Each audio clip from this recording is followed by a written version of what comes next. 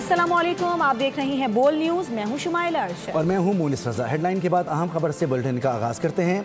भारत को एक और महास्पद शिकस्त का सामना। अक़वाम मुत्तहिदा ने सिंतास मुआहिदा मुअत्तल करने की भारतीय कार्रवाई गैर कानूनी करार दे दी।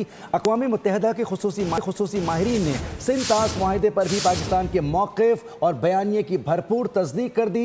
सिंतास मुआहिदे के यकतरफा ताअत्तुल पर आलमी माहिरीन ने गहरी तशवीश का इजहार कर दिया। खुसूसी माहिरीन ने खबरदार किया है कि भारत सिंतास मुआहिदे पर नेक नियति से अमल करे और पाकिस्तान के हुकूक की खिलाफ वर्जी से बाज रहे। नायब वज़ीर आज़म इसहाक डार का कहना है कि सिंतास मुआहिदे की यकतरफा मुअत्तली आलमी क़वानीन की खिलाफ वर्जी है। पाकिस्तान के हिस्से का पानी रोकना या उसका रुख मोड़ना जंगी इक़दाम तसव्वुर होगा। सिंतास मुआहिदा जनूबी एशिया में अमन व इस्तेहकाम का अहम ज़रिया है। मुआहिदे के तहत ज़रूरी डेटा और मालूमात पाकिस्तान को फराहम नहीं की गई। अब भी भारत गैर कानूनी डैमों की तामीर जारी रखे हुए है।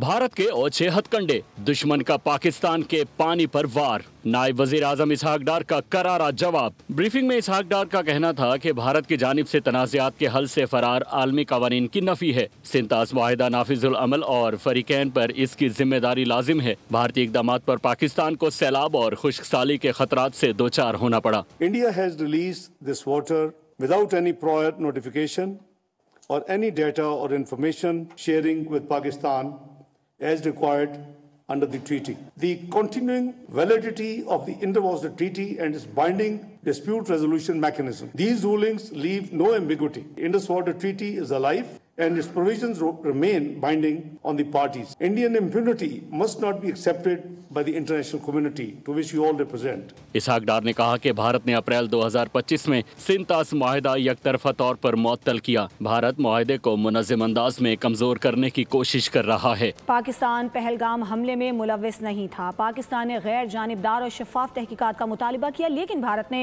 7 मई को ऑपरेशन सिंदूर के तहत पाकिस्तान की हुदूद में ताकत का इस्तेमाल किया, जो अक़वाम मुत्तहिदा के चार्टर के खिलाफ है। अक़वाम मुत्तहिदा के माहिरीन ने पाक भारत जंग पर रिपोर्ट जारी कर दी है। लिखा कि भारत पहलगाम हमले में पाकिस्तान के रियासती सतह पर मुलव्विस होने के शवाहिद पेश नहीं कर सका। दहशतगर्दी के नाम पर यकतरफा फौजी ताकत इस्तेमाल करने का कोई हक तस्लीम शुदा नहीं। भारतीय हमलों में शहरी इलाके निशाना बने, मसाजिद मुतासिर हुई, मुतादिद शहरी हलाक और ज़ख्मी हुए। पाकिस्तान ने सलामती काउंसिल को मुत्तला किया कि वो आर्टिकल 51 के तहत दिफा का हक रखता है, जबकि भारत ने UN चार्टर के तहत सिक्योरिटी काउंसिल को बाज़ाब्ता इत्तला नहीं दी। अक़वाम मुत्तहिदा के खुसूसी माहिरीन ने रिपोर्ट में पहलगाम हमले की मजम्मत करते हुए जिम्मेदारों को कानून के मुताबिक सजा देने पर जोर दिया। 7 मई को भारत ने ऑपरेशन सिंदूर के तहत पाकिस्तानी हुदूद में ताकत का इस्तेमाल किया, जो अक़वाम मुत्तहिदा चार्टर के मनाफी है।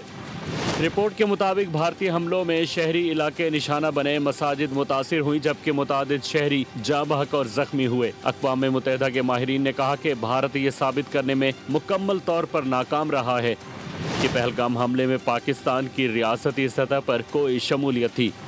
दहशतगर्दी के नाम पर यकतरफा फौजी इस्तेमाल करने का कोई अलहदा हक बैनुल-अक़वामी कानून में तस्लीम शुदा नहीं। माहिरीन के मुताबिक अगर ताकत का इस्तेमाल गैर कानूनी हो तो ये हक के ज़िंदगी की खिलाफ वर्जी के ज़ुमरे में आता है और भारत का ये तर्ज अमल खित्ते में बड़े तसादुम का खतरा बन सकता है। वाज़ेह किया गया कि अगर भारतीय इक़दाम को मुसल्लह हमला तस्वुर किया जाए तो पाकिस्तान को मुकम्मल हक के दिफा हासिल है। बांग्लादेश के अंदरूनी मामलात में मुदाखलत भारत के गले पड़ गई। बांग्लादेश के मुख्तलिफ शहरों में भारत मुखालिफ मुजाहरे जारी हैं। मुजाहिरीन की नरेंद्र मोदी के खिलाफ शदीद नारेबाजी। कहा कि उस्मान हादी के कत्ल में भारतीय एजेंसी रॉ का हाथ है। मुजाहिरीन ने भारतीय वज़ीर आज़म मोदी को गुजरात का कस्साब करार दिया। गद्दार वतन शेख मुजीबुर रहमान का घर भी नजरे आतिश कर दिया। इंसदादी दहशतगर्दी अदालत लाहौर ने 9 मई को GOR गेट हमला केस का फैसला सुना दिया। डॉक्टर यास्मीन राशिद, उमर सरफराज चीमा, एजाज चौधरी, महमूदुल रशीद को 10-10 साल कैद और 5-5 लाख रुपए जुर्माना किया गया है। अदालत ने शाह महमूद कुरैशी समेत 13 अफराद को बरी कर दिया है। 4 मुल्ज़िमान को इश्तिहारी करार दिया गया, जिन्हें गिरफ्तार करके पेश करने का हुक्म दिया गया है। 9 मई को GOR गेट हमला केस लाहौर की इंसदादी दहशतगर्दी की अदालत ने फैसला सुना दिया। PTI रहनुमा डॉक्टर यास्मीन राशिद को 10 साल कैद और 5 लाख रुपए जुर्माना किया गया। साबिक गवर्नर उमर सरफराज चीमा को 10 साल कैद और 5 लाख रुपए जुर्माने की सजा सुनाई गई। एजाज चौधरी को भी 10 साल कैद और 5 लाख जुर्माने की सजा सुनाई गई। अदालत ने महमूद रशीद को भी 10 साल कैद और 5 लाख रुपए जुर्माने की सजा सुनाई।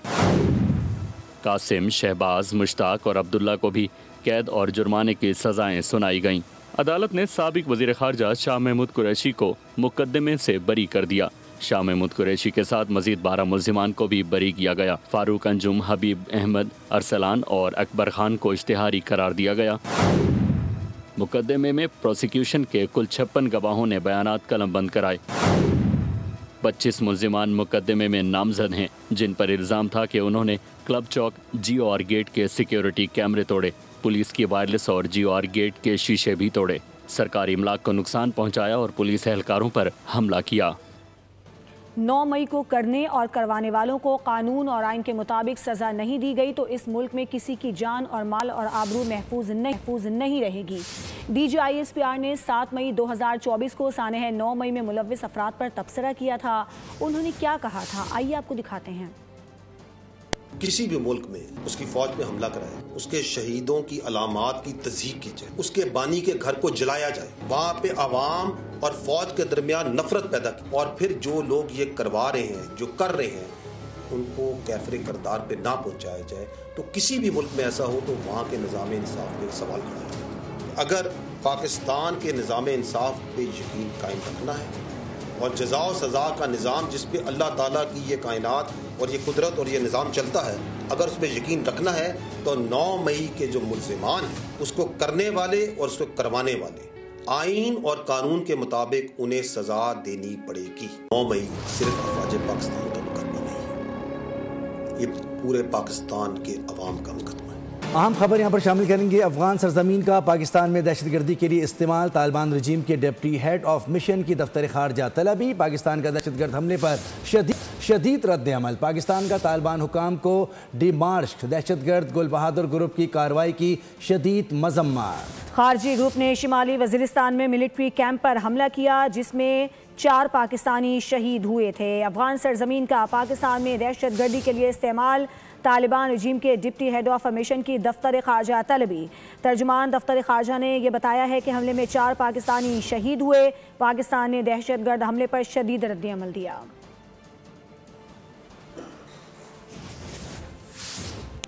तुम्हारे करतूत सबके सामने रखूंगा, मुझसे इस तरह बात करने की जुर्रत कैसे की। अलीम खान कायमा कमेटी के इजलास के दौरान तैश में आ गए।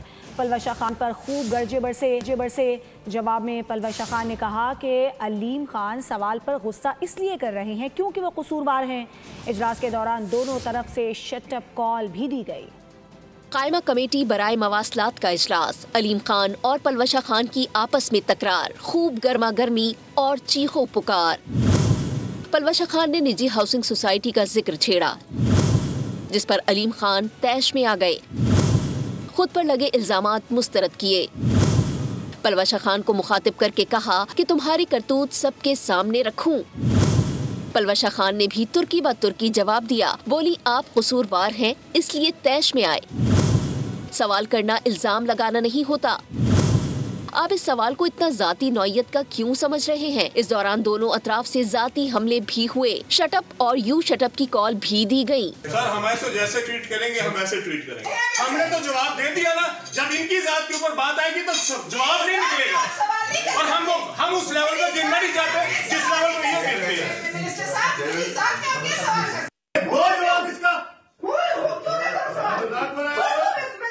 जो मर्जी अपनी करतूतें देखो, फिर दूसरे से सवाल पूछो। You shut up. तुम्हारे निकलेगा जवाब दूंगा उसका, समझ आइए। सारे हमारे बेईमान यहाँ पे इकट्ठे हो गए, सवाल करते। दोनों की तकरार बढ़ी तो दीगर अरकान बीच बचाव के लिए आगे आ गए। सेक्रेटरी मवासलात ने सेनेटर पलवशा खान को मनाने की कोशिश की। अरकान के इसरार पर अलीम खान ने माफी मांग ली। मीडिया से गुफ्तगू में पलवशा खान ने कहा कि इजलास में मेरा सवाल करना हक है, जवाब देना विफाकी वजीर का हक है।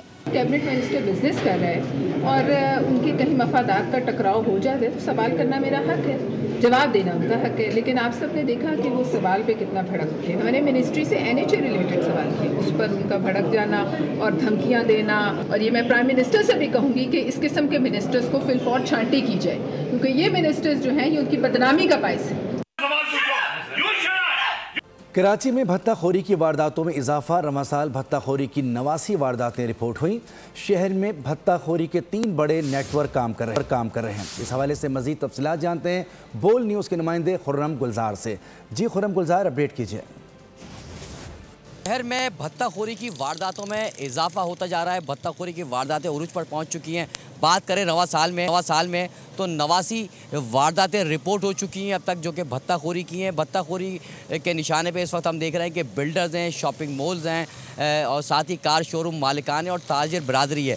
ताजिर बरादरी ने भी चंद रोज़ कबल एक बड़ी प्रेस कॉन्फ्रेंस की और उसमें उनका यही शिकवा सामने आया कि शहर में एक बार फिर भत्ताखोरी की वारदातें उरूज पर पहुंच चुकी हैं।